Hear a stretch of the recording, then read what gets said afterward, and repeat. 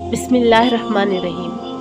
कभी किसी को अपने ज़ुबान से तकलीफ़ मत पहुँचाना, क्योंकि बाज़ औक़ात ऐसे अल्फाज मुँह से निकल जाते हैं जो सामने वाले के लिए बाइस तकलीफ़ होती है। लोगों के साथ खूबसूरत मामलात करें ताकि आपकी खूबसूरत याद लोगों के दिलों में ज़िंदा रहे। इंसान को कभी भी अपने मुखलिस, पॉजिटिव, हमदर्द होने पर अफसोस नहीं करना चाहिए। इन सब खूबियों का सिला उसे अगले जहां में मिलना है।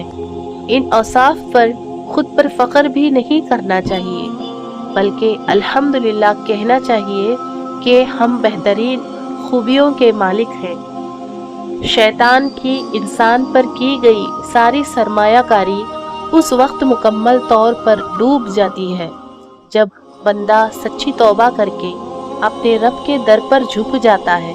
बेशक अल्लाह पाक हर गुनहगार की तौबा कबूल फरमाने वाला है। बेशक हर चीज़ हमें मिलने की नहीं होती।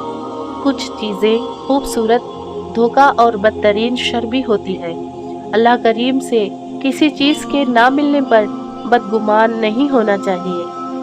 कितना खुश नसीब है वो शख्स जिसे गुनाह वाकई गुनाह लगता हो और वो उसे छोड़ने की तड़प में दिन रात दुआ और कोशिश में लगा रहता हो।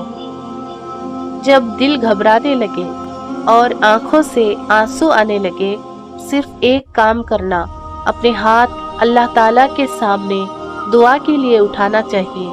कुछ ना कहना, लेकिन अल्लाह ताला सब समझ जाएगा, आपके दर्द को, आपकी तकलीफ को और आपकी ज़रूरत को। बेशक अल्लाह ताला हर चीज़ पर कादिर है। ये ज़िंदगी भी बहुत अजीब है।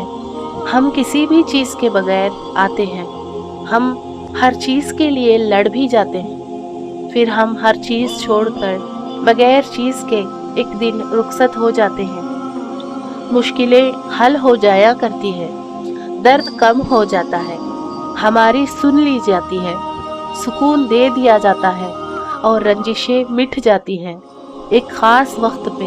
हाँ, जब वो अल्लाह चाहे। बेशक अपनी ज़हनी सेहत का ख्याल रखने में ये भी आता है कि जो लोग बज़िद हों, आपको गलत समझने पर उनसे बहस ना की जाए और जितना हो सके किनारा कशी इख्तियार कर लेनी चाहिए। अच्छी ज़िंदगी गुजारने का एक तरीक़ा ये भी है कि जितने मर्जी बड़े अहदे पर पहुंच जाए, मगर किसी को महसूस ना होने दें कि आप बड़े हो। खुद को सादा और आम रखें, पुरसकून रहेंगे। याद रखें कि आपका असल स्टेटस यही है कि कोई आपके सामने बैठकर खुद को हकीर ना समझे। ये वीडियो आपको अच्छी लगी हो तो इस वीडियो को लाइक ज़रूर करें।